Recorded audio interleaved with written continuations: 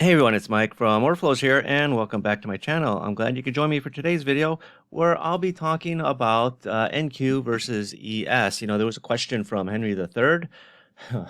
Henry III, in case you guys don't know it, was a king in England in the 1200s, I believe. And he posed the question. Do you have a preference between NQ and ES? I'm going to talk about some of the differences in the way that I would approach a market like NQ versus ES. But before we jump in, if you've been enjoying these videos, don't forget to subscribe to the channel and click the notification bell so you never miss a new upload. And if you find today's video helpful, be sure to hit the comment button and leave a comment sharing your biggest takeaway. I love hearing your feedback, and that's what brings about videos like this. Is your comments and feedback. So let's go ahead and get started with today's topic. All right. So, Henry III says, "Hey, Mike, new to this channel. Do you work sometime with the NQ? Do I have a preference between NQ and ES?" Actually, I do. I prefer the ES. I just find it's, I don't know how to describe it, but I find it a very mature market. It's a market that, like I say, often distributes volume excellent, right? You don't have like big gaps in trading like you do in Nasdaq. Now Nasdaq is a different creature. It's a bit more wild in a sense, if you're familiar with Nasdaq.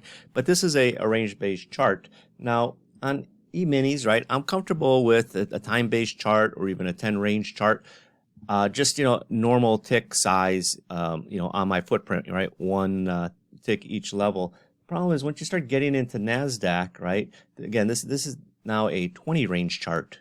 Okay, there's a lot of periods of no trading, right? Just because it's the price of Nasdaq obviously is we're trading around 14,000 something.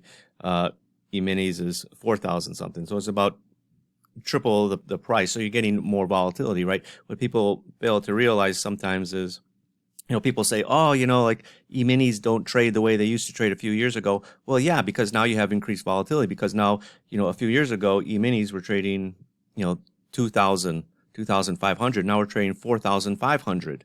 So, as you start getting higher in price, you're going to tend to get more price movements, okay, because the market is really now looking for liquidity. And on a 20 range chart, you're seeing at each price level, you're seeing a lot of zeros, right? 5, 3, 2, because you often just get people sweeping through price levels to fill an order. Okay, now for us retail traders, right? I used to be on the institutional side, but for us retail traders, we don't think in those terms because we're trading, 1, 2, 3, 5 lots. In some cases, a few people trading, 10 lots, and oftentimes you see the bid ask in the Nasdaq, and it could be 14,876 bid offered at 14,877. So you're getting oftentimes sort of a wide bid ask as well. That's one of the things that sort of causes sort of this lack of trading, this lack of volume that's going through at some price levels, a lot of zeros. If I were to go to a time-based chart, I prefer actually like a less than 1 minute chart. A 30-second chart, I think, is fine to trade Nasdaq if you're using, the regular tick size, if you're not aggregating ticks. And even that, right, is because, at the end of the day, really what you want to do is you want to take advantage of the order flow as quickly as possible. On a sort of a normal trading day, right? Now, Friday, obviously, we had Powell speaking at Jackson Hole. Market did have some extra volatility come in, but a 30-second chart rather is moving about the way a 1 minute E-mini chart would move in terms of price movements. Now you still get some very big bars. I mean, look at this bar here from 14,913 and a quarter down to 14,900. 00. So about a 13-point move, and the next bar right back up to where we started. That's just the nature of the market. It's got more volatility than ES. Now that's not to say that NQ is a bad market to trade. No, it's a great market to trade if you have the balls, the cojones to sort of sit through. Imagine you're getting short here, and it looks like, oh, this is great. You're short here at 909. sells down to 900. Maybe you got to take profit down here at 899.5, and then just comes right back up and to your entry price, and then keeps going up, and then you take a loss.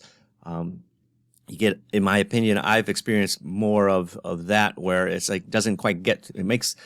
Looks like it's about to make a nice move, starts going in that direction, doesn't quite get to where I need it to be, and then just comes right back up to where I got in and stops me out. Okay. But again, if you're trading a market that, in my opinion, has more volatility, you're going to need wider stops to begin with. Now, this is a 30-second chart. Okay. And like I said, I don't mind a 30-second chart on ES. People say, well, why a 30-second chart? Because I know I sort of base my trades, like how long I've been in the trade, is it working out for me or not? And, if I get into a trade and it just sort of goes sideways, maybe a little bit in profit, a little bit against me, taking some heat for, 5 minutes, 10 minutes, to me, just, that's my sign. Just get out. It's going to not only just, suck up some actual trading capital, but emotional capital, right? You don't want to, say you get short, for example, I don't know, right here, right? Call it 14,884 for whatever reason. Doesn't matter the reason. Just, and it starts going in your favor. Again, maybe you got to take profit here at 874, and it's just sort of hanging around. You got 1, 2, 3, 4, 5, 6 bars. Now, again, this is a 30-second chart, so that's about 3 minutes. Then it pops back up, right? But if you notice, it's not really making that move that you're expecting, because remember, you're trading order flow, and when you're trying to detect a big shift in the order flow, you're looking for a move to happen now, not market goes sideways and then make that shift, because the order flow that you're seeing coming in has the most importance now, as opposed to 5 minutes ago. You're not going to, or in this case it's a 30-second chart, so this is 3 minutes later. You're not going to say, well, I had that bearish order flow here, but then what about everything that's happening in here, right? It could be going contrary to your original idea for that trade. Now, just really quick, if I were to switch to a 1-minute chart, it's like nearly impossible to, in my opinion, really take advantage of the individual order flow. Now, if I was looking at a 1-minute chart, really what I'd be focusing on is how value is developing, at price, versus price rather. So, for example, because remember, right, Friday we had about a 300-point sell-off from this high all the way down to, the low, what was it here, 51, right? So imagine, right? It's a great move if you take advantage of, and this is what I talk about, the importance of understanding value areas, right? Value areas that aren't traded back into. I don't need to know I could expand this chart. Yeah, I don't need to know that, there's 7 lots traded here, 11 traded here, 6, 11, if I'm just focusing on the value, right? So look at this, okay? I'm up here at the high of the day. I got the value area coming in up here. Again, I don't need to focus on the individual volumes at each level. What I'm just focusing in on is, I have a value area here developing up at the high of the day. And the next bar doesn't even trade back into that value. Now, it goes into the whole strategies of trading around value, but I know that this is a bearish sign here, just as it was here, right? Just as it is here. And, that's my go sign to be getting short. Now, again, I'm not looking for this move to sell off, 200 points, 300 points from that high all the way down to the lows. But look at where you see the value that's not traded back into here, right? Do you see any bullish value areas developing on this way down? No, these are old ones from earlier. Another bearish one here, okay? And then we come down into this low, right? Here's a bearish one here. Here's a bearish one. It traded 2 bars later. I got my first bullish one here at around, 14,798.5 down to 89.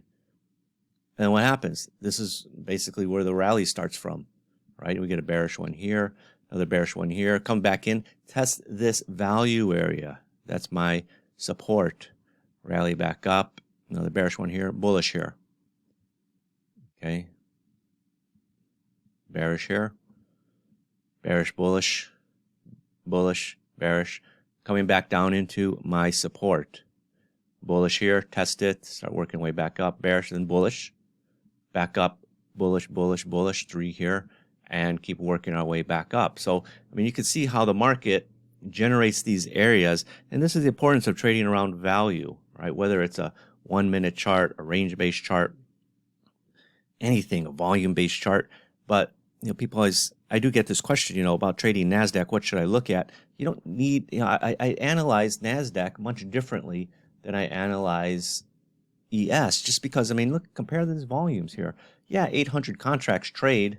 Again, this is a 1-minute chart, but it's very thin volumes.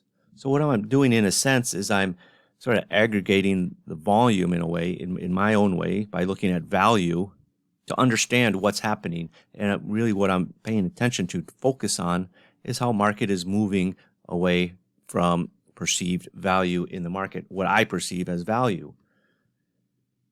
And another way that I know traders are tackling NASDAQ to trade successfully is aggregating ticks. And what that means is, so for example, right, you can see that it's each price level, right?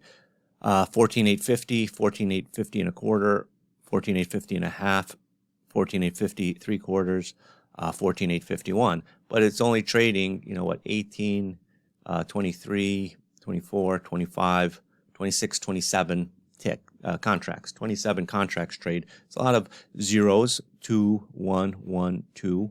Okay. Again, like I said, you don't need to analyze every single tick that goes through. That's what people sometimes are afraid of when they start thinking of order flow. But you could aggregate ticks. It's a setting in here that we have, tick aggregation, and what they do is they set it to 4. And basically, it's going to take 4 ticks and aggregate it into one level. And it just gives you a way to sort of, I guess, manage the chart a bit cleaner, right? And actually, when you do that, the 1-minute chart looks a bit normal. It looks a bit more like a E-mini chart, right? And then you could analyze, the zero prints, right? You could start to analyze. No, but again, it's not a zero print at one level. It's a zero print at 4 ticks. Okay. I mean, if you were to add it on here, let's just take a look. Zero thin print. Where are you here? Thin. I'll just make it 0.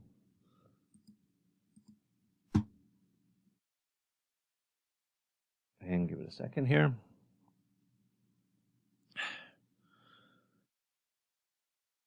Here.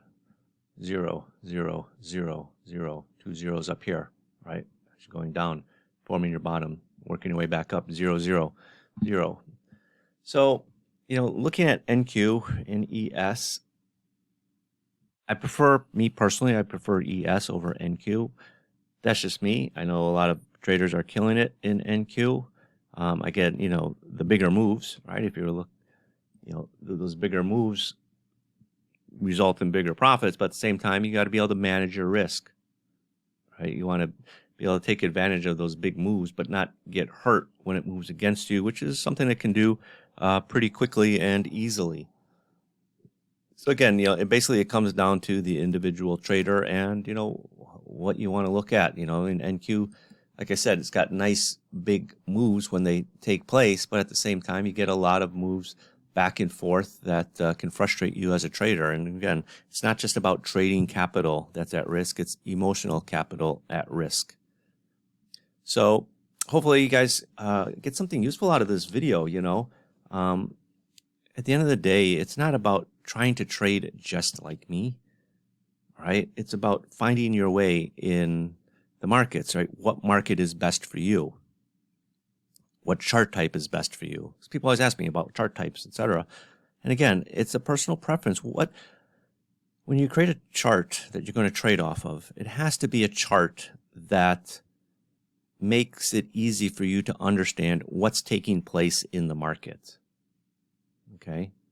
So again, thanks for watching this video. I hope you enjoyed it. Be sure to hit the subscribe button if you haven't already, and hit the notification button so you're going to be notified of any new videos that I post in the future. Thanks, everyone. Bye-bye.